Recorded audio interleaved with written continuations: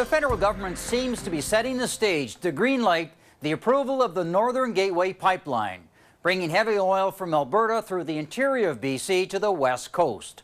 On Tuesday, Transport Minister Lisa Raitt imposed unlimited liabilities on oil tanker companies in the event of a spill.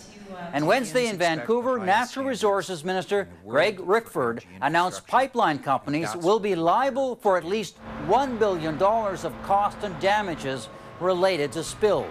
Rickford also gave the National Energy Board the power to ensure oil spill cleanups are properly managed. Mr. Rickford joins me now from Vancouver.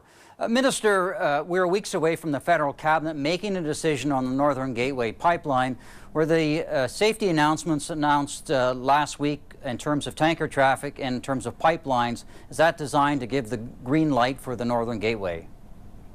Well, last week's announcements, Bob, are sending Canadians a clear message that the federal government is serious about building on an already impressive record with respect to pipelines, certainly, a 99.999% safety record. Last week's announcements build on that success, focus on prevention, preparedness, and a liability regime, not just for existing pipelines, but for those that are contemplated for the future. It was not about a specific pipeline to the extent that any of them at any point in the review process or business development, to the extent that they're new, obviously the would be new. These proposed amendments and the policy platform would apply to them. But they do meet some of the conditions that the BC government has laid out, and they were very supportive of both those measures. So forgive me to ask you, it looks like you guys are almost hand in hand in terms of giving this approval for the Gateway. Well, I'm not going to speak to the specific file, one, because it's before Cabinet. We're considering the panel's submissions, but also because this is about pipeline safety. We have 73,000 kilometers of pipeline that are federally regulated. There will be more, and we want to assure Canadians that we have the best standards, world class, and in fact our liability and compensation regime is not known in any other part of the world with respect to our absolute liability that we introduced. But one of the biggest roadblocks to getting Alberta oil to the BC coast is First Nations.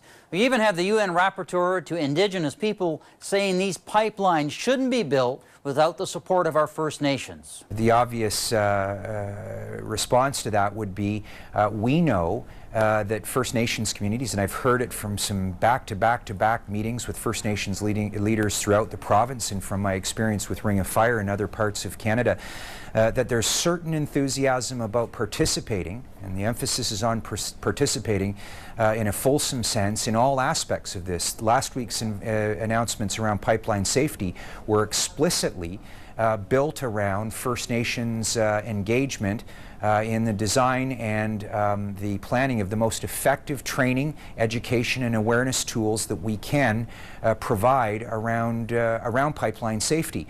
I'm attending in a couple of weeks the Marine Safety Forum at Musqueam Band out here in the Vancouver area, because we understand the important contributions that they can make, not just to marine safety. They're very good at this. They have certain expertise, but I've seen it even in the Ring of Fire, where they've been participating in the environmental assessment process. Traditional land use planning and cultural mapping are two important elements of any responsible resource development, and in so the environmental assessment processes. So we want this inclusion to be what guides us in moving forward, and hearing from industry. They understand that we have an opportunity as opposed to framing this as a challenge moving forward. I understand that there are significant and specific opposition to certain files, but in my capacity as the Minister for Natural Resources, we're talking about existing pipelines and those in the future. My responsibility, obviously pan-nationally, is to ensure that we have a safe regime and an understanding of pipeline safety from all communities in Canada. I've got to ask you this, because the Liberal Premier of Ontario says that the Harper government has provided lots of cash to Alberta heavy oil sands projects, and they provided money for hydro projects in eastern Canada, but they've done nothing for northern Ontario development. Particularly, I'm thinking she's talking about the Ring of Fire, which is in your own area, which has potential to be enormous resource projects that could bring a lot of money to the region and jobs. Well, let me be clear, Bob, that's nonsense, and we've had far more qualitative discussions with the Minister of Northern Mines and Development on Ring of Fire. Last year we announced the Build Canada Fund, which is focused on these kinds of legacy resource development projects and the kind of infrastructure that would be required to report it. As somebody who's lived and worked in isolated remote First Nations communities, particularly in Northern Ontario and in and around the Ring of Fire, I can tell you that we've been actively involved in small business development for the exploration activities that are gone there. I wish that this had not been politicized to the extent that it is, but here's the reality.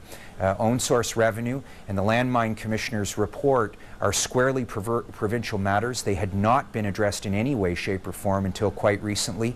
And obviously there are still serious residual concerns about an unclear development corporation through which governments and private sector would put their money, given what lack of information we have on these even still. As we get to a critical juncture in deciding what pieces of infrastructure are be available. The good news is Build Canada Fund is poised to identify and align with the provincial priorities on key infrastructure projects, things like roads and hydro corridors, and I've been very active on behalf of my constituent First Nations communities on hydro, because as you know, 25 isolated communities run off diesel generation. The environmental footprint and the sheer cost of that, we have an interest in addressing those matters, and what contributions they can make to energy supply for Ring of Fire are obviously of key concern to us. Well, Minister, thank you very much for speaking to us. I appreciate this opportunity, Bob. Thank you.